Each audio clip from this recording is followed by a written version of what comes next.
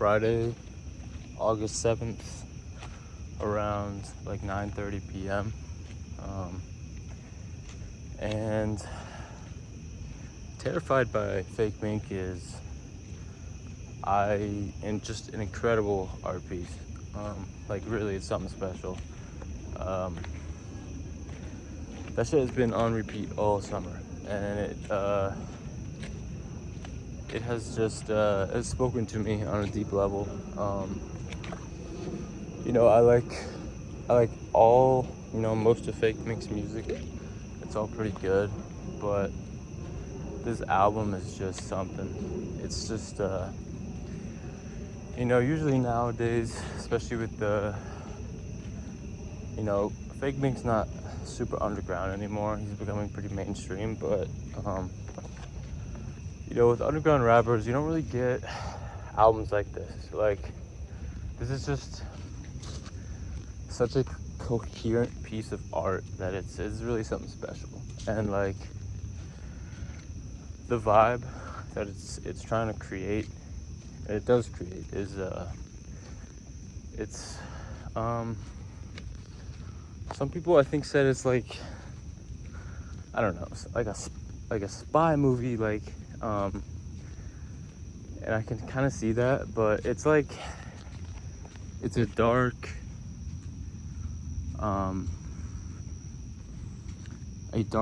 individualistic story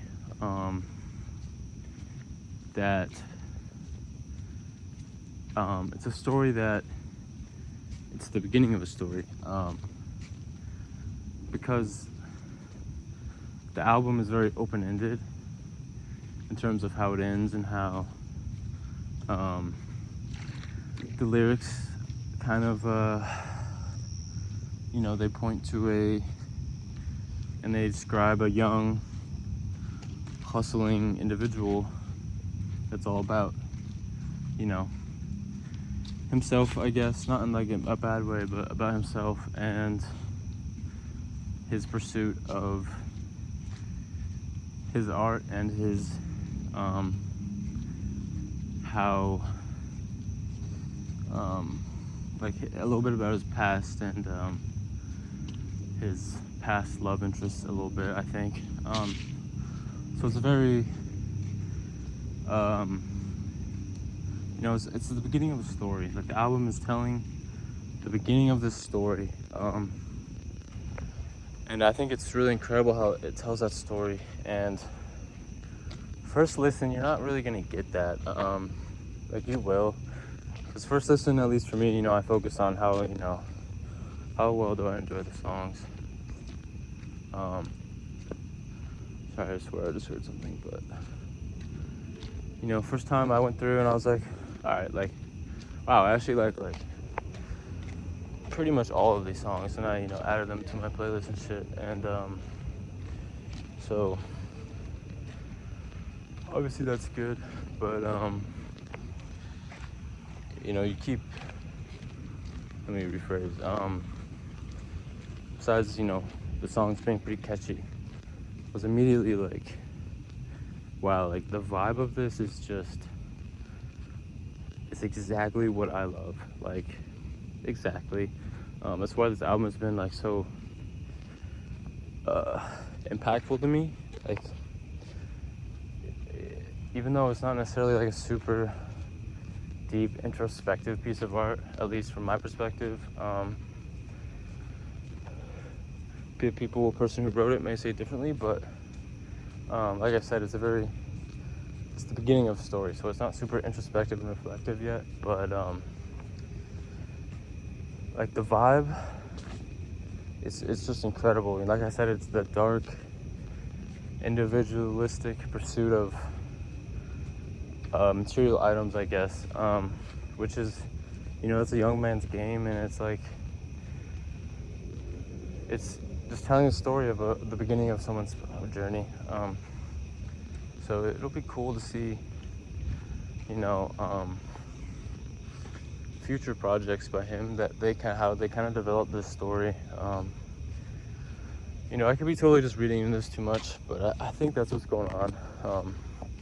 but the vibe is just, I'm just gonna keep repeating the same shit, but last time, like, the vibe is, it's just incredible. It's, you know, it's, some people, I think, I didn't like look into this too much. I just kind of came across some stuff when like researching other things, honestly, about like fakemink and other underground artists. But I guess people say it's like, you know, like a spy movie, and I can kind of get that. But in the sense of like it's an individual going against the world, I guess. But yeah, I just wanted to like talk about that because like absolutely my favorite album right now, probably my favorite album of the last few years. You know, my favorite albums right now is definitely Terrified. I love the Montel Fish album of Her Love Still Haunts Me Like a Ghost. That's a really good album that, you know, it also has its very coherent vibe. You know, I'll always appreciate Brockhampton. They'll always be in the rotation. What else? Kevin Abstract albums. I forgot exactly what it's called, but like the his first album, I think American Boyfriend, is that what it's called? I'm gonna turn around.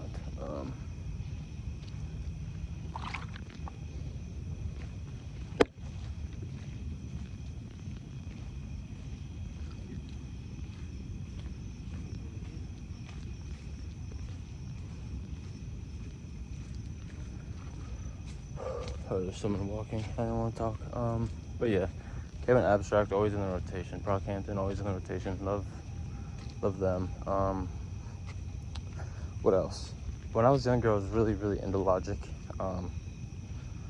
because I was a kid, but also because his older work is really good, and I enjoyed it a lot. But as far as full albums, like, albums are very hit or miss whether they meet this criteria for me of like a real story, and that's what an album is really meant to be, in my opinion. And it's not seen so much more these days because, you know, today's all about getting single hits and stuff. But yeah, just rambling about this, but definitely my favorite album, you know, at least the last like 4 or 5 years, if not all time. But you know, I've had definitely a lot of weird interests in like artists. I was really into like Aries, the artist, who made like Sayonara when I was in high school. Like, that was my shit, bro. I loved him. And then I grew. I don't really like his development. Like, obviously he can do what he wants, but, you know, we kind of developed in separate ways as artists and as listener. But yeah, his music's still great. It's very it's good. But yeah, it's and then I was into a niche artist like an insane amount. His name is Elroy. Like, his music it's really good, and I still listen to it sometimes.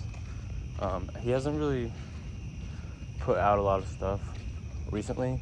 That's why I kind of stopped listening to him. But like, he put out a lot of stuff from like 2019 to like 2021, and that shit was goated. Like, very experimental, And I don't even know. Like a lot of people, like all my friends, like didn't really like it. I was like, why do you not like this? It's great, but I can see why. It's very experimental.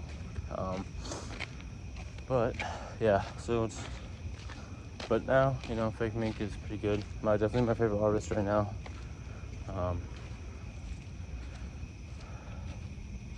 But yeah, I've really been reaping in this album while it's here. You know, it's fresh still. It just is incredible. But yeah, what else? I really just went out here to talk about that, to be honest. I was listening to it. I was just packing up, packing up for moving out, which now I'm gonna do Sunday actually, and then I'll fly out Monday early afternoon, and then I'm taking the SIE on Tuesday. I decided it's gonna be best. I'm gonna study for that when I get back. But yeah, I don't know.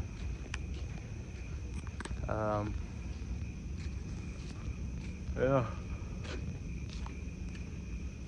Here's this pond again.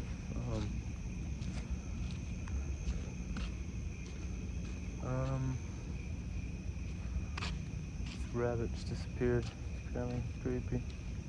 But yeah. I watched this video last night before going to bed. I couldn't really sleep. And I had an early shift and I've been sleeping in a lot, so I wasn't really tired. It was about, it's literally called like This Is Boring, but this is how to stop like overthinking or something. And it was pretty informative. And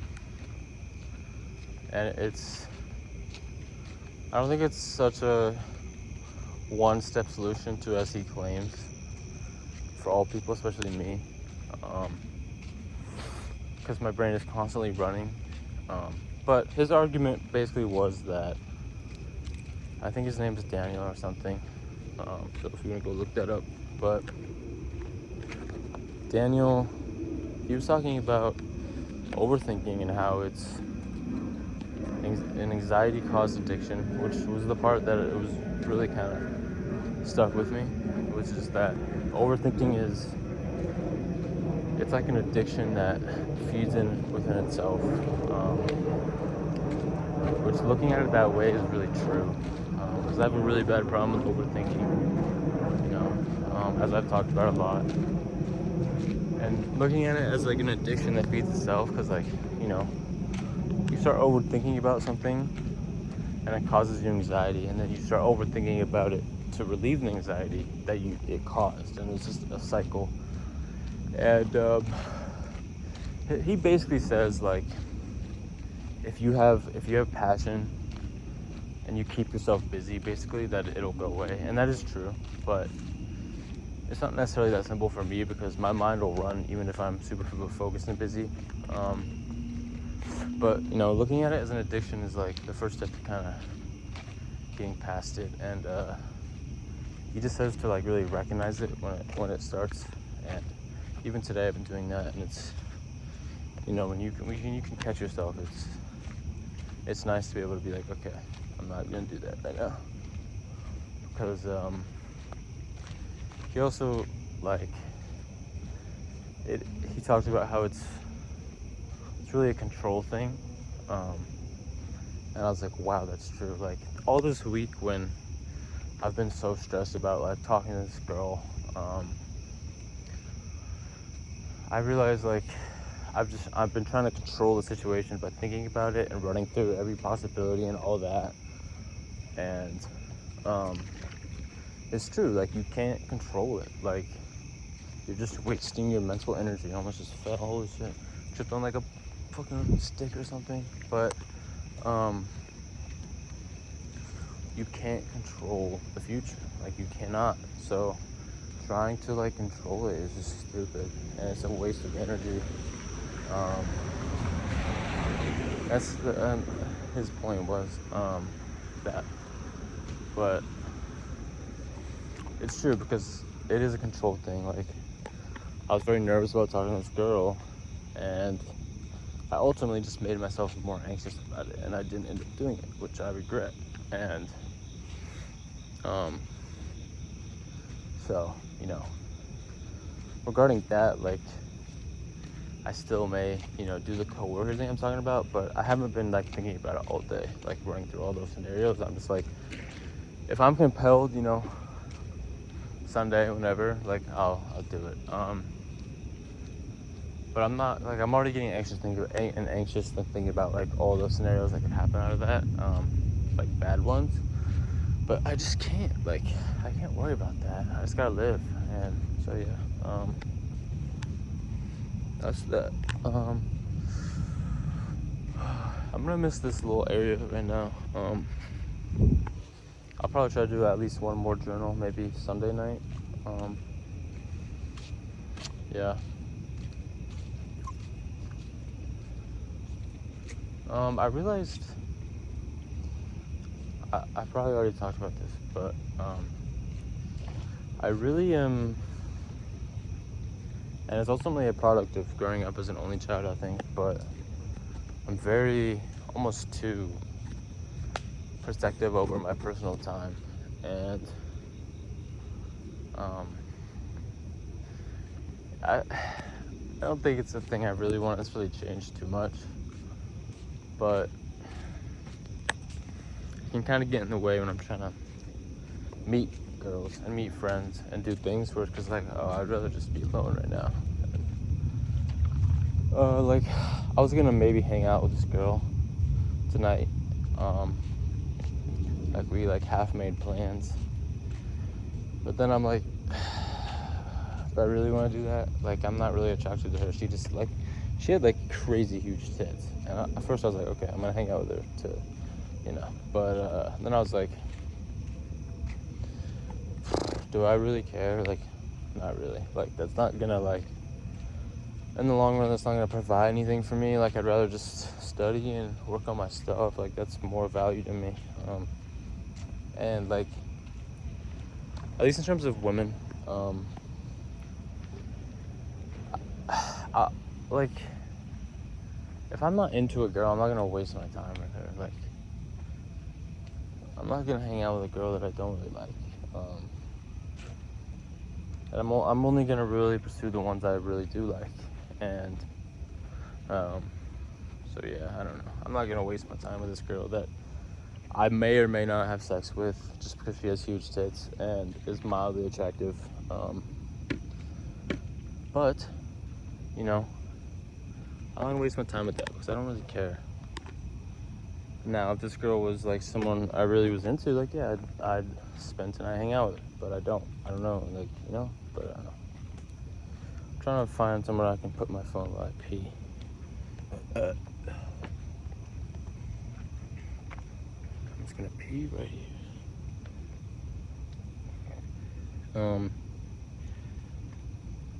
Yeah. But yeah, I'm gonna miss this little area. I definitely continue to do these journals when I get home, and then when I move into my new place, hopefully. But I've really liked this area. It's been really nice. So yeah.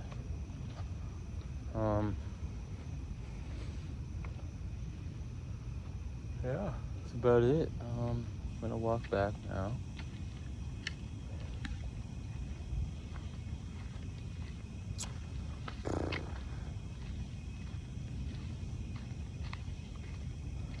Fall innocent.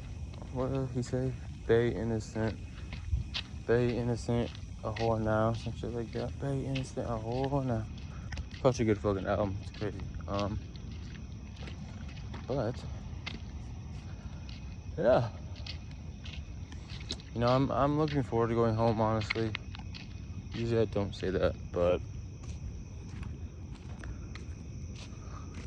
I'm just gonna be so locked in that it's not gonna even really matter what's really going on.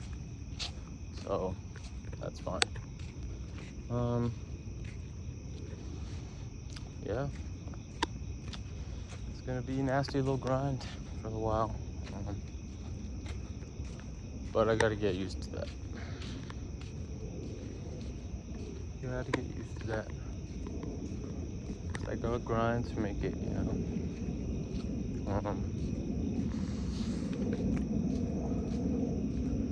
I really do. The beginning of the summer, I was talking a lot in my head about, I want to fucking grind until I really make it, right? That was just kind of an idea. Like, I was like, okay, it really takes a lot of effort to do that. And now as the summer's gone on, I've started to live that a little bit. And I'm only going to continue to live that more. But,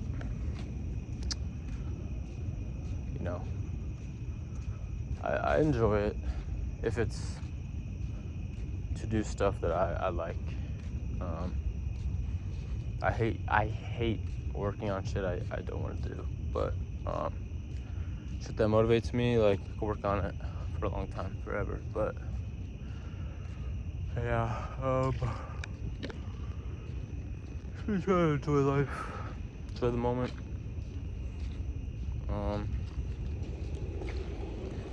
Kind of over that whole like death shtick I was on for a while, and obviously I still think about it, but I don't know, like, I'm not gonna waste my energy trying to explain what happens after death when nobody knows, and I find out what I find out, but I gotta enjoy the moment. I do have one thing I was gonna talk about, actually. But I kind of want to do that for, like, no, I'm not gonna do that. Like, I could very easily turn a lot of my thoughts into, like, very clickbaitable, like, philosophical titles, like a lot of people do, but I do kind of want to keep it in this format of just honest journals and just rambling as I go. So I want to talk about this now, even though no one's going to hear this because it's 22 minutes into this video. But I'll talk about what manifestation is and what it isn't.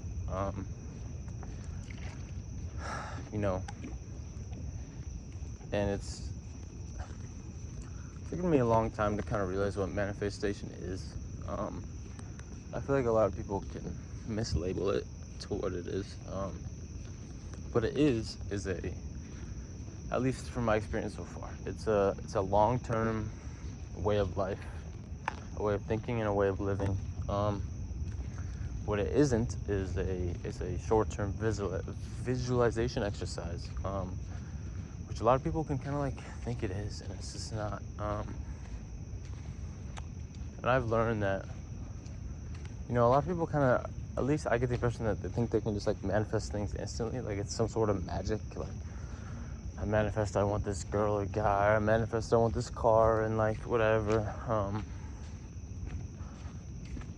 But no, like, manifestation is a very long-term thing, and it works. 100% works, but it's a way you have to live. I manifest being successful, and hopefully I can achieve that by living this way. But if I just manifest in my head that I really want a nice car, I'm not gonna get that, right? I have to manifest long-term, broad things, and there can be specific things too, but I don't know. My thoughts aren't too complete on that, but I've realized that because it's a long-term thing, and another thing that running taught me was that I manifested over the period of many years, not just college, that I wanted to be a successful athlete and a runner, and you know, I achieved that, I can say. You know, I didn't achieve all my goals on the track, but, you know, I improved a hell of a lot, and a hell of a lot than I thought I ever would. And really, anybody thought I would, because I manifested it by living this lifestyle of, that's what I want to do. You know, I work hard and I treat my body right, and, you know, it comes. And yeah, that's how manifestation works. Doing this computer like this, be like a bro, like a foot, bro, like what you doing? But yeah, and like, obviously, like, you would visualize races before races, but that's like the result of your long-term efforts. So, you know what I mean? I don't know. Yeah, I'll talk about this more, but I'm gonna go study now.